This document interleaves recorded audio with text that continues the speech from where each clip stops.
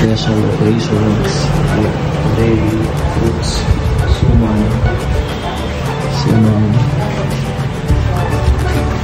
and the setup mo flowers basic. Green talaga actually yung motif, pero ngayon ng accent ng red kasi itong paswerte yung symptom. Pero may pangalan ng ano nyo, ng group nyo, yung company? Tita Course lang kasi tawag namin.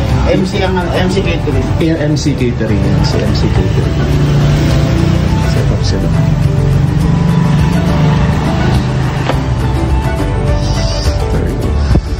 Hopefully okay po yun today. Thank you, Lord.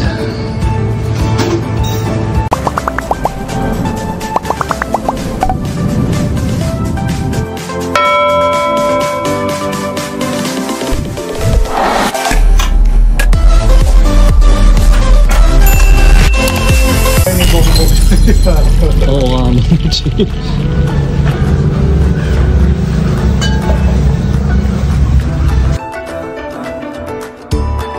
Yung mga Japanese.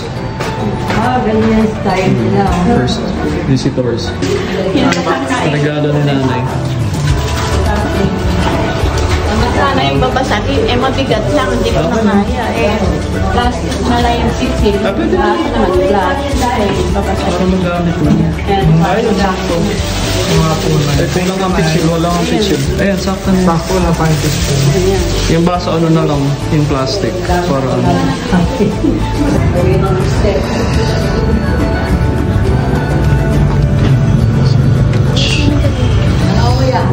Pang may visita. Bakit nagsusim na? Mamaya. Mainit, mabibilad ka. Mangingitid ka.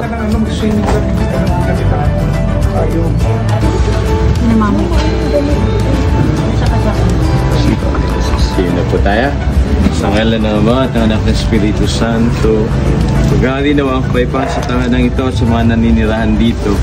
Mga kapatid, halin at pakinig sa banal na salita ng Diyos sa matinal sa ating puso at diwa. Ang aral na gabay na mag-anak sa kanilang buhay. Sumayin niyo ang Panginoon. Ang mabuting balita ng Panginoon ayon kay San Lucas. Pumasok sa Jesus sa Jericho at naglakad sa kabayanan. Dahil may isang mayamang puno ng mga publikano na nagangalang Zaccheo. At pinagsikapan niyang makita si Jesus upang makilala kung sino ito. Ngunit siya'y napakapandakat dahil sa dami ng tao, hindi niya makita si Jesus. Kaya't patakbo siya nagpauna at umakyat sa isang puno ng sikomoro upang makita si Jesus magdaraan doon. Pagdating na Jesus sa dakong iyon, siya'y tumingala at sinabi sa kanya, Zaccheo, bumaba ka agad, sapagkat kailangan ipagay ngayon sa bahay mo. Mamadali siyang bumaba at tuwang-tuwang tinanggap si Jesus. Lahat na nakakita nito ay nagbulong-bulungan. Nakikituloy siya sa isang makasalanan, wika nila. Tumayo si Zaccheo at sinabi, Panginoon, ibibigay ko po sa mga dukha ang kalahati ng aking ari-arian. At kung ako minadayang sino man, 4 na iba yung sasauli ko sa kanya. At sinabi sa kanya ni Jesus, ang kaligtasan ay dumating ngayon sa sabahayang ito. Lipi rin Abraham ang taong ito sapagkat naparito ang anak ng tao upang hanapin at iligtas ang naligaw.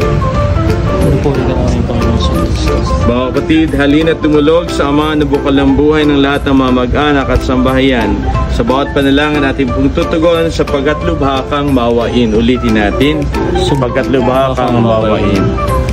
Sapagkat lubha kang maawain, Amang mapagmahal, loobin mong pamayanihan ng tapat na pagmamahalan ng aming tahanan, iniluluhog namin. Sapagkat lubha kang maawain. Pangalawa. Ayun sa taas. Amang mapagmahal. Oo. Amang mapagkalinga, loobin mong maging bukas palad kaming lagi sa mga kapuspalad, dukha at sawi. Iniluluhog namin. Sapagkat lubha kang maawain. Amang may kapal, loobin mong maging masigasig kami sa pagpapalaganap ng iyong paghahari, niluluhog namin. Sapagkat lubha kang maawain. Aming Ama, sa iyong kagandahang loob, ibinigay mo sa amin ay ang buhay at pagmamahal. Angkilikin mo ang iyong namimintong angkan, iyama ikong pinagmumula ng kanilang mabuting pagsasamahan. Niluluhog namin ito sa pamamagitan ng Jesucristo, kasama ng Espiritu Santo, magpasawalang hanggan. Amen. Manahan ka, Panginoon Jesucristo, sa piling na mga nagpapasinaya sa bahay na ito at humihiling ng pagbabasbas sa iyo, upang sa paglagi rito ay kanilang madama ang iyong pagkupkop, upang sa paglabas dito ay kanilang makamit ang iyong pagtataguyod, at upang sa pagbalik dito ay kanilang mapaunlakan na iyong pagpasok, hanggang tanay sumapit sa iyong inihandang tahanan sa maligayang pagpisan sa iyong Ama sa kalangitan. Hari namin nabubuhay kasama ng Espiritu Santo, magpasawalang hanggan.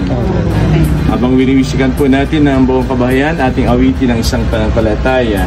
Isang pananampalataya, isang pagbibinyag, isang Panginoon, ang hininaming lahat, pabili ni Jesus. Noong siya'y lumisan, kayo ay nagkakipon sa pagmamahalan.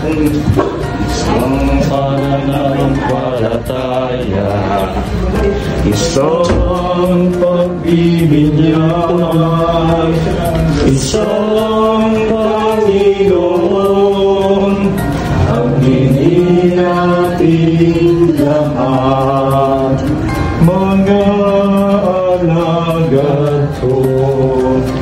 Paano makikilala tapat nilang pag-ibig, wala nang iba pa.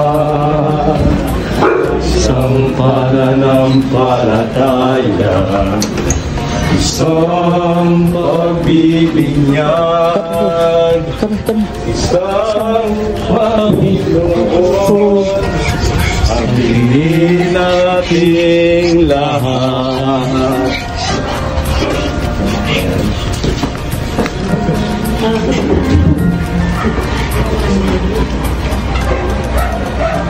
Ay mga may-ari at saka yung susunod Panginoon, ang mga may-ari ng tahanan ito, sila na patuloy mong kalingain, ingatan sa lahat ng kapahamakan, pangalip mga sakit, at sa tulong nawa na yung mga pagpapala, matutunan nila ang landas patungo sa iyo.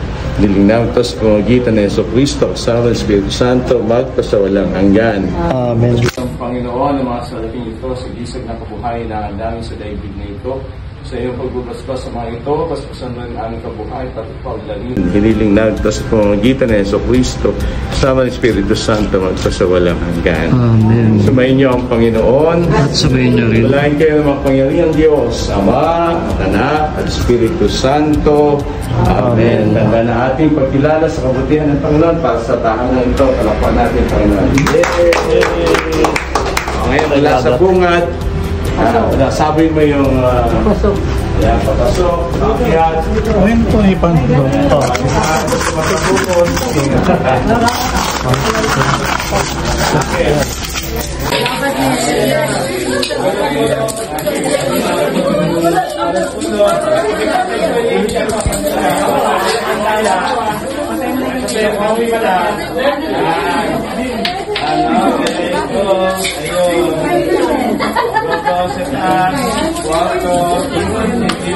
Pwede ba iabot mo na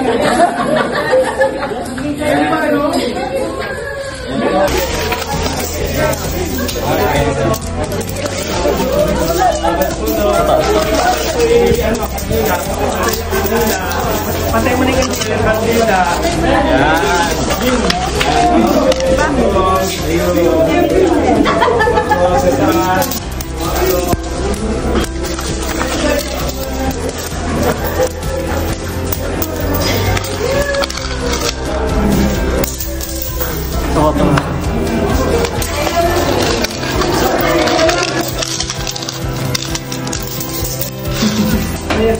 Ayaw lang mamiso. Kaya, dito mo na! Ayaw mo lang. Sige na!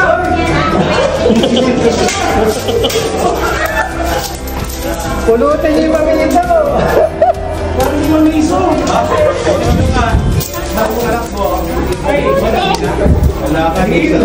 Kain na po, kain na. Kain na. Hindi pa namang mag-ipadan na pag-ipadan. Bagay, kalat lagi sa inyo. Anong gagawin ha?